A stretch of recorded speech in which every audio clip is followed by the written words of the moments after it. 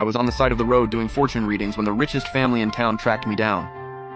They didn't expect me to be some street hustler, just stood there frozen. Then Zhuang Qingqing let out a little laugh, eyes full of straight-up contempt. But I just glanced at her and said, "No results, no charge. Want a reading?" Mrs. Zhuang couldn't hold back the tears. "Baby, I'm your mom. Come home with me." I looked at the people in front of me and one thing flashed in my mind. Dark energy, not long for this world. I sighed and nodded, packed up my compass and talisman paper. I still needed to head back and grab my stuff. "It's a mess in there. Wait outside." Mrs. Zhuang insisted on coming along, so the rest had no choice but to follow. All four of them followed me into this filthy alley, rats running past every few seconds. I could hear gagging behind me. People actually live here?" "Yep, been here over 10 years. Zhuang Qingqing's face went through every emotion. I ignored her and kept walking. We walked up to a small door. I pushed it open. Inside was about as bare as it gets, a table and an old electric fan. I pulled my clothes out of the cabinet while Zhuang Qingqing covered her nose like she was disgusted. "Why do you even want those rags? We'll buy you new ones back home." I was about to say something when a whole crowd of people stormed in and surrounded the Zhuang family. "You better treat B-Fan right. This kid's been through a lot. Y'all clearly got money. Why'd it take this long to come find him? Heard you got an adopted son too. Who knows how he's gonna treat B-Fan?" These neighbors and my mentor were the ones who raised me. I was leaving and they were happy for me. But you could see the hurt too. Auntie Wang started stuffing things into my arms. "We all chipped in and got you some clothes. Ditch the old ones. Gotta wear something fresh at your new place." Next thing I knew, I was loaded up with bags. The aunties and uncles hauled everything to the car.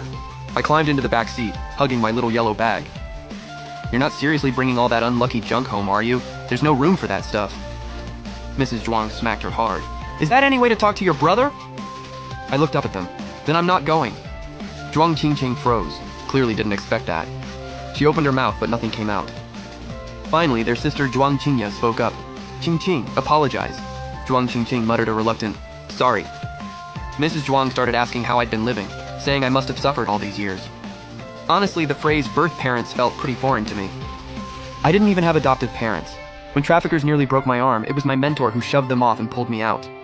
I looked over at Zhuang Sunzi, who wouldn't stop sobbing. "Is he a Zhuang too?" "You just got here and you're already trying to kick Sunzi out?" "Even now that you're back, we're not sending Sunzi away. He's been with us for years. We've got a bond with him. We'll treat you like family too. Just don't come in here going after Sunzi." "I'm sorry, bro. I don't even understand how any of this happened. If you don't want me around, I can move out." I looked at each of their faces one by one. I don't think I said anything, just asked if he was a Zhuang. That's when they realized they'd overreacted. Mrs. Zhuang quickly stepped in. "Sunzi is the baby who got switched with you. Bifan, you're the big brother now. Sunzi's your little bro." I nodded and left it at that. Zhuang Sunzi's crying was getting on my nerves, so I just closed my eyes and tuned everything out. After a bumpy ride, we pulled up to the Zhuang estate. Nobody helped me with my bags. They'd already walked inside before they realized they'd left me behind. Mrs. Zhuang came running back out. We made eye contact, and I walked right past her. When they saw me walk in alone, the mood shifted. Zhuang Qingya snapped at the staff. "The young master just got home. Why didn't anyone help him with his bags?" "It's fine, I got it myself." "Bifan, your room isn't ready yet. You'll have to stay on the first floor for now." "The other three are all on the second floor?" "You just walked in and you're already eyeing the second floor?" Zhuang Sunzi quickly grabbed her. "Bro, Qingqing didn't mean it. If you want it, I'll give you my room upstairs." "No thanks. Don't want to live somewhere you've been. Bad energy." And I walked off without waiting for a response. That evening, the housekeeper called me out for dinner. Everyone was already seated. They'd saved me the spot right next to Zhuang Sunzi. He looked up and said respectfully, "Hey, bro." I looked at them. His mom was the one who switched us. If it weren't for my mentor, I'd be dead. Carrying all of that, I just couldn't bring myself to smile at him. Zhuang Sunzi awkwardly stared into his bowl, eyes quietly going red. Zhuang Qingya looked at me. "Bifan, Sunzi's talking to you." "I heard him. Just don't feel like responding." "Excuse me? Is that the manners your mentor and those people taught you? You can come at me all you want, but you're making me sit at the same table as a thief and then asking about my manners?" When Zhuang Sunzi heard that, tears dropped right into his rice. Zhuang Qingqing saw him cry and lost it. "What is your problem? Sunzi knew you were coming back and got you a ton of gifts. You weren't the one who got swapped. You weren't the one thrown in the trash. Of course you wouldn't know. You have no idea how cold it is in the dead of winter with nothing but a thin shirt. I was out there on the streets and people wanted to break my arm, so I'd beg as a cripple. I rolled up my sleeve. The scars were hard to miss. The spoon that dropped into the bowl earlier? That was because of this arm." Zhuang Qingya's expression changed, but the apology never came. Mrs. Zhuang was shocked. She had no idea things had been that bad. Mr. Zhuang could barely hold it together. Bifan, let Xingye take you to get checked out tomorrow. Don't bother. My mentor already had it looked at. It moves and that's about it. So I'm sorry, sis. When I was little, all I cared about was eating and staying alive. Nobody taught me manners. They just taught me how to survive. I'm done eating. Y'all enjoy. I was wrong to judge you.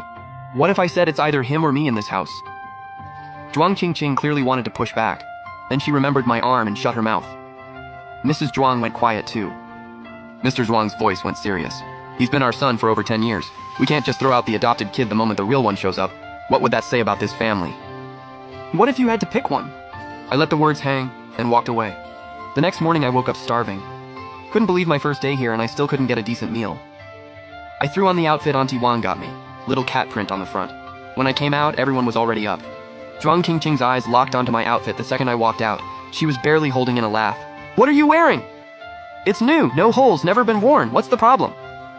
Zhuang Qingqing stopped laughing immediately. The context hit her. She just awkwardly picked up her phone. After breakfast, Mrs. Zhuang handed me 100K and told me to go buy some clothes. Maybe because of what just happened, Zhuang Qingqing actually offered to take me. Zhuang Sunzi paused. Qingqing, weren't you supposed to come with me to pick up my jewelry order today? Zhuang Qingqing let out a little, oh, her eyes bouncing back and forth between us. She walked over to my side anyway. Sorry bro, Bifan just got here and he doesn't know anyone. Go grab a friend to take you. Zhuang Qingqing headed to the garage, leaving just me and Zhuang Sunzi at the door. He had a watch on, catching the light, all shiny. Bro, maybe you should go buy one too. Some people just aren't cut out to live off others, and am I right, bro? I just stared at him. Didn't say a word. He got creeped out, muttered bad luck, and left. Zhuang Qingqing pulled up in the car, saw me still standing there, and I don't know what came over her. Actually got out and opened the door for me. I still got one good hand, you know. I don't care about you, I'm worried about my car. The mall was massive, easily the biggest place I'd ever seen in my life. I stood at the entrance taking it all in, and Zhuang Qingqing gave me this annoyed little shove. Stop gawking, let's go. At some point she stepped away and left me alone in the store. I grabbed a few cheap outfits and checked out, then hit the store next door for some plus-size clothes, men's and women's, to bring back for Auntie Wang and the others. Then I figured, might as well use what was left to get something for everyone in the Zhuang family too. I waited outside the mall until 2 p.m. Zhuang Qingqing still hadn't shown. I went to the convenience store next door and grabbed a $3 bun. Something to fill the stomach.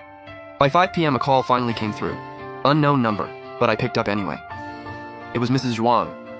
Bifan Sunzi hurt his leg. We're at the hospital, just take a cab home. I said okay and hung up.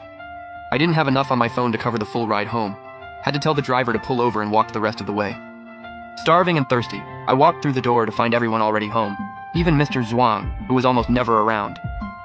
Zhuang Sunzi saw me walk in and gave me a sheepish smile. Sorry, bro. My fault Qingqing didn't pick you up. I told them not to come. They came anyway. At least it's just a sprained ankle. Could have been way worse. Must have been a long day, bro. Come sit down, have some grapes.